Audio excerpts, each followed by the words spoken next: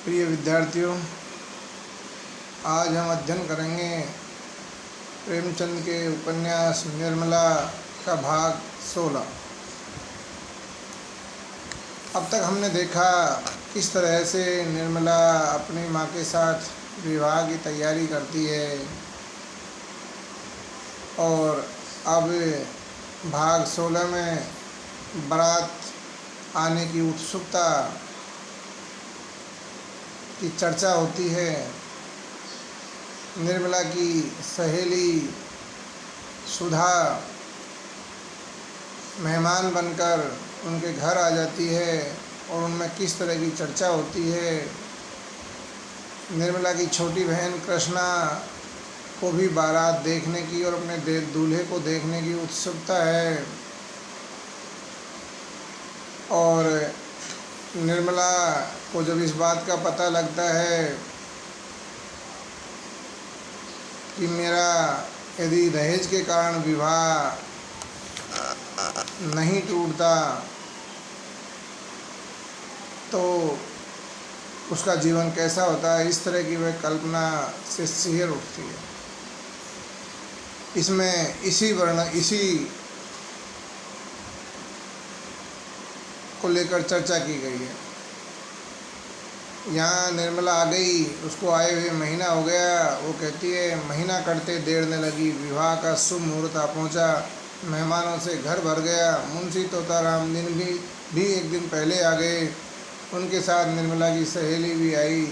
निर्मला ने बहुत आग्रह नहीं किया था, वह खुद ही आने को उत्सुक थी। निर्मला की सबसे बड़ी उत्कंठा यही थी कि वर के बड़े भाई के दर्शन करूंगी और हो सका तो उसकी सुबुद्धि पर धन्यवाद दूंगी।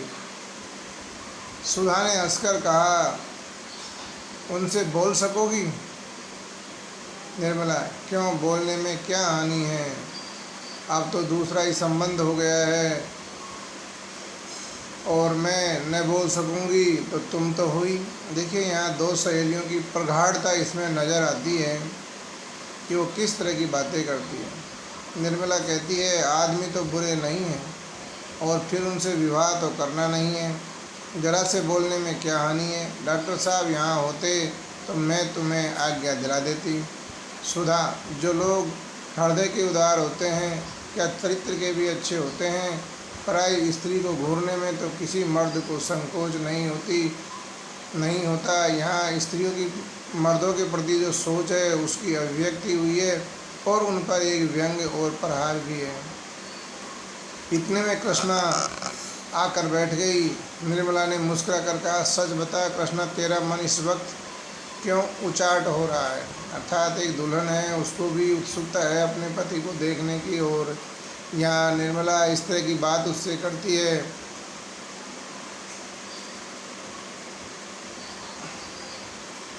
वो कहती है आकर के, भाई तुम जीजाजी आ गए हैं, वो तुम्हें बुला रहे हैं, पहले जाकर सुनाओ, पीछे गप्पे लड़ाना। निर्मला, क्या है, तूने कुछ पूछा नहीं? कृष्णा, कुछ बीमार से मालूम होते हैं, बहुत दुबले हो गए हैं। तो निर्मला कहती, तुम जरा बैठकर उनके पास बातें करो, उनका मन बहलाओ और बूढ़े बातें बड़ी लच्छेदार करते हैं, जवान इतने डिंगियल नहीं होते। देखिए, यहाँ वृद्ध आदमियों की मानसिकता किस तरह की होती है कि वो बड़ी बड़ी डींगें हाँकते हैं, गप हाँकते हैं और जवान लोग इतने नहीं हाँकते हैं कि उन्हें आवश्यकता ही नहीं होती अपना प्रभाव जमाने की। युवक या युवा व्यक्ति अपना प्रभाव अपने कामों से छोड़ता है, वृद्ध व्यक्ति अपनी बातों से अपना प्रभाव जमाने का कोशिश करता है क्योंकि उसकी शारीरिक क्षमता सब कुछ करने की नहीं होती है। उसी की यहाँ चर्चा की गई है। नहीं भाई, तुम जाओ, मुझसे तो वहाँ बैठा नहीं जाता। निर्मला चली गई तो सुधा ने कृष्णा से कहा, अब तो बारात आ गई होगी, द्वार पूजा क्यों नहीं होती?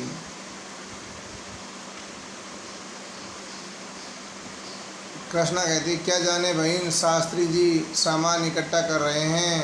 सुधा, सुना है दुल्हन की भावज बड़े स्वभाव की स्त्री है। यहाँ देखिए, सुधा कृष्णा को जानना चाहती है और कृष्णा किस तरह का जवाब देती है, जब तक अभी तक भावज कौन है ये भी असमंजस में है। सुधा ने अपनी पत्ते नहीं खोले हैं और वो कृष्णा से कहती है कि सुना है तेरी जो होने वाली भावज है, अर्थात तेरे पति के जो भाई हैं बड़े, उनकी जो पत्नी हैं वह स्वभाव से थोड़ी लड़ाकू है। कृष्णा कहती है तुम्हें कैसे मालूम? सुधा मैंने सुना है इसलिए चेताई देती हूँ, 4 बातें गम खाकर रहना होगा। कृष्णा कहती है मेरी झगड़ने की आदत नहीं है, जब मेरी तरफ से कोई शिकायत न पाएगी तो क्या अनायास ही बिगड़ेगी? सुधा कहती है हाँ सुना तो ऐसा ही है, झूठ मूठ लड़ा करती है। कृष्णा कहती है देखिए इस पंक्ति में एक भाव झलकता है, यदि इस पंक्ति को जीवन में समस्त युवतियाँ अंगीकार कर लें और जीवन में अपना लें तो उनके जीवन का उद्धार हो जाए, उनके परिवार का उद्धार हो जाए। यहाँ कृष्णा वही पंक्ति कहती है मैं तो 100 बात की एक बात जानती हूँ, नम्रता पत्थर को भी मोम बना देती है। सहसा शोर मचा, बारात आ गई। दोनों रमणियाँ खिड़की के सामने आ बैठी। एक क्षण में निर्मला भी आ पहुँची। वर के बड़े भाई को देखने की बड़ी उत्सुकता थी। सुधा ने कहा कैसे पता चलेगा कि बड़ा भाई कौन है? अब देखिए निर्मला है जो उनके बड़े भाई को देखना चाहती है, क्योंकि एक समय था जब निर्मला का विवाह दूल्हे के बड़े भाई से होने वाला था, लेकिन उस समय दहेज के कारण वो विवाह टूट गया। निर्मला शास्त्री जी को बुलाती है, उनसे पूछती है कि इनका बड़ा भाई कौन सा है? हाथी पर जो बैठा है वो तो दूल्हे का पिता है, भाई कौन सा है? वो कहता है कि जो इसके बगल में है, जो घोड़े पर बैठा हुआ है, वो इन्हीं का भाई है। लेकिन निर्मला नहीं मानती, क्योंकि उनको तो वो जानती है, वो तो उन्हीं के नगर में रहने वाला डॉक्टर सिन्हा है। तो उसको ये अभी तक ये मालूम नहीं है कि डॉक्टर सिन्हा का छोटा भाई ही दूल्हा है, इसलिए वो विश्वास नहीं करती और नहीं मानती है। नाई को भी बुलाती है, नाई भी यही चीज़ कहता है कि वही उसका भाई है, वही दूल्हे का बड़ा भाई है जो घोड़े पे बैठा हुआ है। इस तरह से उनमें संवाद होते रहते हैं, लेकिन निर्मला को विश्वास नहीं होता है। निर्मला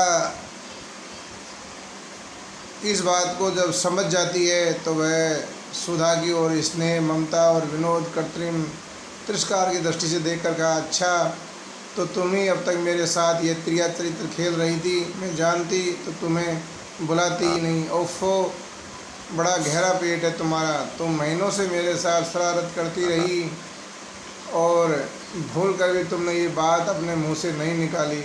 मैं तो 2-4 दिन में ही उबल पड़ती, अर्थात 2-4 दिन में अपने मन की बात कह देती। सुधा ने ये सारी बात अब तक उससे छिपा कर रखी थी और वो सोचता है मैं तो डॉक्टर से कई बार बात भी कर चुकी हूँ, तुम्हारे ऊपर तो ये सारा पाप पड़ेगा। देखा कृष्णा तूने अपने जेठानी की शरारत, यह ऐसी मायावनी है, इससे डरती रहना। अर्थात यहाँ देखो स्नेह से युक्त शब्द हैं जिनमें प्यार भी है एक दूसरे की सहेलियों के प्रति। कृष्णा मैं तो ऐसी देवी के चरण धोकर माथे चढ़ाऊंगी, धन्य भाग की इनके दर्शन हुए। देखिए कृष्णा यहाँ बहुत समझदार, विनम्र और सुशील है, संस्कारवान है। उसकी बातें हर व्यक्ति का हृदय जीत सकता है और ऐसा आभास भी होता है कि ऐसी सुकन्या का जिस घर में जाएगी उस घर का कल्याण होना निश्चित है। यहाँ प्रेमचंद एक बात हमको इनसे सिखाना चाहता है कि किसी भी घर का कल्याण उस घर की सुशील संस्कारवान बहू से होता है। यदि सुशील संस्कारवान बहू मिल जाए तो उस घर में सुख समृद्धि का आना निश्चित है। यहाँ कृष्णा इसी तरह की है और पहले सिन्हा ने निर्मला को ठुकरा करके अच्छा नहीं किया, क्योंकि अंदर ही अंदर अब उसे भी दुख है इस बात का कि मैंने निर्मला को दहेज के कारण ठुकरा दिया। ऐसी सुंदर सुशील मेरे जीवन में मुझे मिल जाती तो मेरा उद्धार हो जाता। इस तरह से सिन्हा भी, जो डॉक्टर सिन्हा है, वह भी मन ही मन में इस बात सोचता है। उधर निर्मला भी इस चीज़ को लेकर दुखी होती है कि मुझे किस तरह का पति मिला, काश मुझे इस तरह का व्यक्ति मिलता तो मेरा जीवन भी बर्बाद नहीं होता। यह भी निर्मला भी सोचती है, लेकिन वो अपनी सहेली पर व्यंग करती है और कहती है कि अब मैं तुम्हारे पास कभी नहीं आऊँगी सुधा, तुम एक बार उन्हें देखो तो सही। वो कहती है कि तुम को खोकर के डॉक्टर भी बहुत पछताता है, वो तुम्हें नहीं देखते तो अपनी किस्मत को कैसे रोते, जानते कैसे कि लोभ में पड़कर कैसी चीज़ खो दिए। अब तो तुम्हें देखकर लाला जी हाथ मलकर रह जाते हैं, मुँह से तो कुछ नहीं कहते पर मन में अपनी भूल पर पछताते हैं। निर्मला, अब तुम्हारे घर कभी ना आऊँगी सुधा, अब पिंड नहीं छूटेगा, मैंने कौन तुम्हारे घर की राह नहीं देखी। इतने में द्वार पूजा समाप्त हो जाती है। निर्मला अपने कोठे की आड़ में अपने पति को और उसके साथ बैठे हुए दूल्हे के बड़े भाई डॉक्टर सिन्हा को देखती है। वह सोचती है, उसका कलेजा थम कर रह जाती है और सोचती है एक तरफ तो आरोग्य, यौवन और प्रतिभा का देवता बैठा हुआ है, दूसरी तरफ वह दूसरे के बारे में कुछ कहना ही नहीं चाहती है, अर्थात उसका पति जो एक वृद्ध अवस्था की ओर जा चुका है। दोनों को देखकर वो अपने भाग्य पर कितना पछताती है। निर्मला ने डॉक्टर साहब को सैकड़ों बार देखा था, पर आज उसके हृदय में जो विचार उठे हुए कभी न उठे थे। बार बार यह जी करता था कि बुलाकर खूब फटकारूं, ऐसे ऐसे तानों मारूं कि वो खुद याद करे, रुला रुला कर छोड़ूं, मगर रहम करके रह जाती थी। बारात जनवा से चली गई। सहसा मैरी ने आकर कहा, बेटी तुम्हें सुधा रानी बुला रही है, तुम्हारे कमरे में बैठी है। निर्मला ने थाल छोड़ दियो और घबराई हुई सुधा के पास आई, मगर अंदर जाकर देखती है और ठिठक जाती है क्योंकि वहाँ पर डॉक्टर सिन्हा खड़ा हुआ है। सुधा ने मुस्कुराकर कहा, लो बहन बुला लिया। अर्थात सुधा जो उसकी सहेली है निर्मला की मन की बातों को ताड़ लेती है और डॉक्टर साहब को एक कमरे में बुला करके उनकी वार्ता करवा देती है। वो कहती है, अब चाहो जितना फटकारो, मैं दरवाज़ा रोक के खड़ी हूँ, भाग नहीं सकते। डॉक्टर साहब ने गंभीर भाव से कहा, भागता कौन है, यहाँ तो सिर झुकाए खड़ा हूँ। अर्थात अब देखिए डॉक्टर का चित्त कैसे परिवर्तित हो गया है। आदमी को पश्चाताप की अग्नि पवित्र कर देती है। यहाँ डॉक्टर की स्थिति भी अब ऐसी ही है। निर्मला जैसी सुयोग्य सुंदर सुशील कन्या को खोकर अब वह बहुत अंदर से दुखी है। निर्मला भी उसके स्वभाव को जब इस तरह का परिवर्तित तो बदलता हुआ देख करके अपनी सारी कड़वाहट हृदय से मिटा देती है और इतनी ही कह पाती है, हाथ जोड़ करके कि सदा कृपा दृष्टि रखिएगा, भूल न जाइएगा, यही मेरी विनय है। देखिए एक सुसंस्कारी स्त्री किस तरह से हर व्यक्ति का सम्मान बचाती है, किसी को ठेस नहीं पहुंचाती है, इस तरह का इस भाग में वर्णन है। धन्यवाद।